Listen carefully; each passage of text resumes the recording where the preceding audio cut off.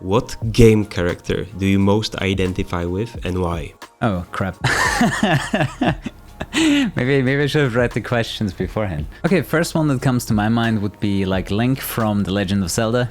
Like always looking for adventure, trying to beat something, trying to just get somewhere and, do something. I think that's about it. That's it. What's your absolute favorite thing, word or phrase to say right now? The golf is better. It has basically the meaning that we're always comparing cars on the channel, and since the Golf was the car that we've always been used for speedrunning and Need for Speed Most Wanted, and people always ask me why don't they use any of the other starter cars. Well, the answer was always the Golf is better, and that has been like a recurring meme and still one of my favorite things to say. What do you spend a silly amount of money on? Investments. I'm not sure if you can call it silly at that point, but I probably invest more than I should. When people say you should have like a safety cushion, I'm like, if I need a safety cushion, I'm just gonna earn more money. Why do your friends like you? Why would my friends like me? Probably because they don't have anyone else. No, I'm just kidding.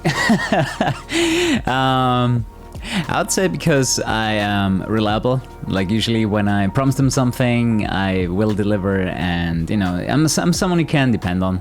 If you need help, I'm gonna be there for you, and hopefully the other way around too, because otherwise they wouldn't be my friends in the first place. Like there always has to be like a balance. But yeah, I'm usually also a pretty chill guy to hang out with. Like there's always some fun to be had in whatever situation we are in. If you could design a perfect game for yourself, what would it look like? Yeah, for myself, so I actually talked about that a few times before. One of my favorites, actually my favorite racing game of all time is Blur. So it would be similar to that game, but it would be having a heavier focus on multiplayer, especially competitive multiplayer. Like I would look into the direction of Rocket League, what they have done to the competitive scene. That is something I would have implemented in Blur. And for everyone that doesn't know, Blur is basically Mario Kart, but with real cars and much more balanced items, so skill is still the most deciding factor for the game, and it's not all about luck as it is in Mario Kart. So yeah, you have like real cars, skill-based gameplay, and still power-ups to spice up the gameplay. Describe your life in one Twitch emote. PogChamp. Actually, that's actually a pretty bad idea considering all the controversy around that emote recently. Let's just take what's another good emote? Let's just take man, that's actually hard. Actually, let's just use Pog. Let's just use Pog. That one has less controversy around it, and it's still around. let's just use Pog. If you could reincarnate as anything, a thing, a person, an animal, anything, what would it be? I would be happy to be a human again. But maybe in 1,000 years from now, when technology has dramatically advanced, or maybe 10,000 years. I just want to see what's possible just, in like 1,000 years, in 5,000 years, in 10,000 years. What do you think hell would look like for you? What would hell look for me? Well, I've lived through it a few times, basically working a 9-to-5 in a job that I hate. Putting me into any job where I feel like I'm forced into it and I have to do something I don't want to do and then earn shit money on top of it. That is hell, that was hell, and I'm never going back. If you could time travel, what time would you like to go to permanently? While the past is cool and all, I'm definitely more on the side for advancement. So I would think all the way to like Futurama, like just 1,000 years into the future, and see what it looks like. It would be really fun, like with the knowledge of the 2000s, going to the year 3000, just see how close Futurama actually got. I think that would be fun. What is the most challenging thing about being yourself? Managing my time. There are so many things in my mind that I want to do. There are so many angles that I want to explore. And at some point, I just noticed, basically when I started streaming, I only have like 16 hours every day. And it's not enough. So it's all about, for me, like time management. Like there's always been that balance, you know, how much do I put in health? How much do I put in development? How much do I put in learning something and something new, personal development, relationships, everything. It's all like about balancing it and like not wasting any of my time and just making the best of it. What do you consider your best investment so far? University, not necessarily for the stuff that I learned, but for the social skills I learned there, because I was pretty much a loner for the most part of my, let's say, pre-20s. Because I was just, you know, going to school. I literally had 2 close friends that I hung out with all the time, but I was, let's say, a little bit shut off. What was your most valuable failure? The one that you learned the most from, and what did you learn from it? So yeah, the thing that I noticed, you gotta be careful who you surround yourself with, because it is a very... It's going to put you on a certain path, depending on the people that you interact with. So for me, it was noticing that there were just some people that had a spot in my life and others that hadn't, because some people just pull you down. And it's really hard to become a better person if you're surrounded by people that are not on that path, and just figuring out that some people just don't belong in your life right now is very important and also very hard. In the past 2 years, is there anything particular you have completely changed your opinion on? So I wouldn't say I completely changed my opinion on it, but I got more open to different forms of nutrition, because I lost most of my weight, like 30 kilos, with ketogenic diet, so basically no carbs. And now I'm trying to actually try vegan and vegetarian and just basically a more flexible diet that is less restrictive, and just seeing how it affects my life and my energy levels. What is the worst advice commonly given out in your field that you think is useless? Stream as much as possible. Something like that, like overwork yourself, is really horrible advice. It's especially in the beginning, it's more about quality, because if you don't create quality content, it doesn't matter how much you make of it. Like if you can put your balance into quality first and then into quantity, you're going to be a lot more successful. In recent times, is there anything you have become better at saying no to? Yeah, to myself, basically, when it comes to putting time into things that don't need any time spent on.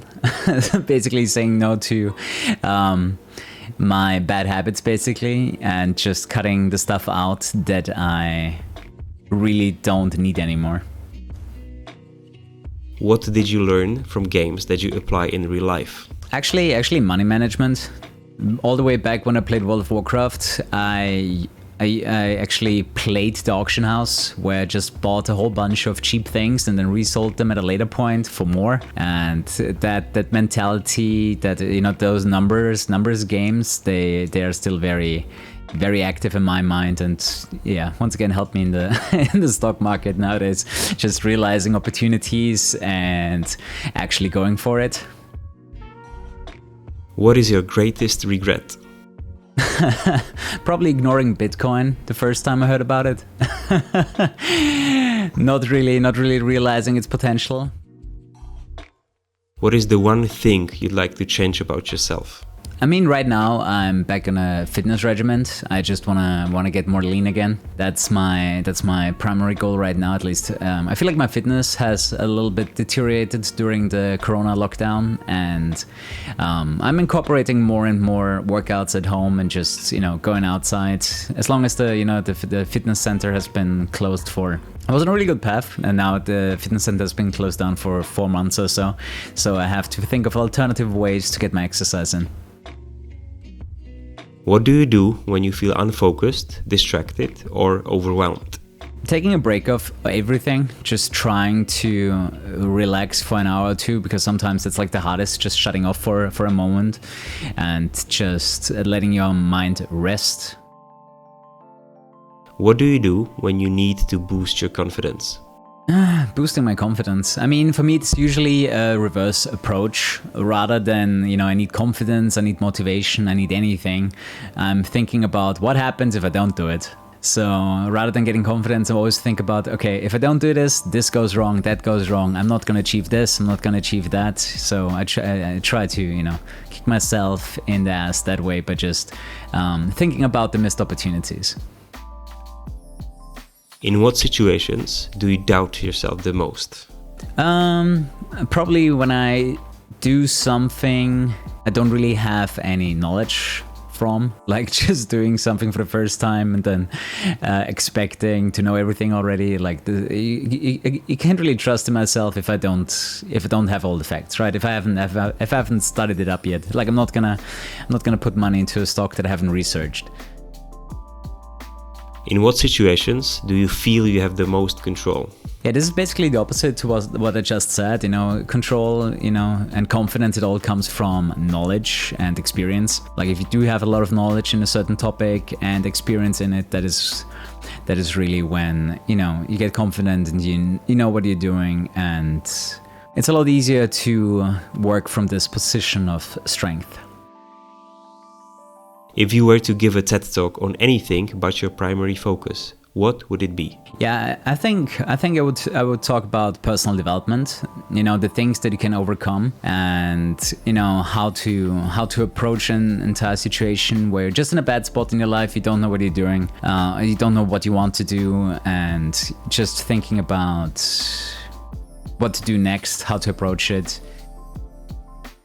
What thing under 100 euros or less has most positively impacted your life in the last 12 months? This is tough. Most of my hardware is over 100 bucks.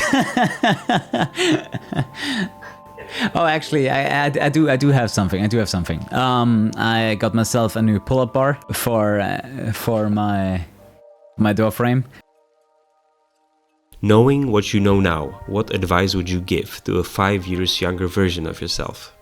It's kind of funny because I just celebrated my 4 years of streaming, so it would have been pretty much at the beginning of my streaming career, and it's really learning from people that are already successful. Like, do what you want to do, but implement the things from other people that are already successful. Like just copying what works and applying it to the thing that you want to do is a great strategy, and it works pretty much everywhere. How would you spend your life if you had $100 million in your bank account? Pretty much the same. The only thing that really would change for me, if I had that $1 million, I would just invest it in a way where I had, the knowledge that the passive income that I would get from that every year would be enough to pay for all of my bills.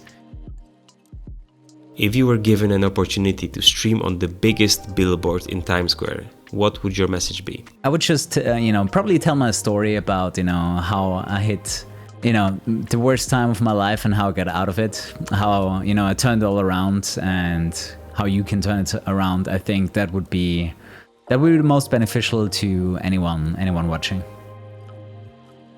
If Hollywood made a movie about you, what would be the title of that movie? Let's call it The Austrian That Beat All the Odds. I'll be back.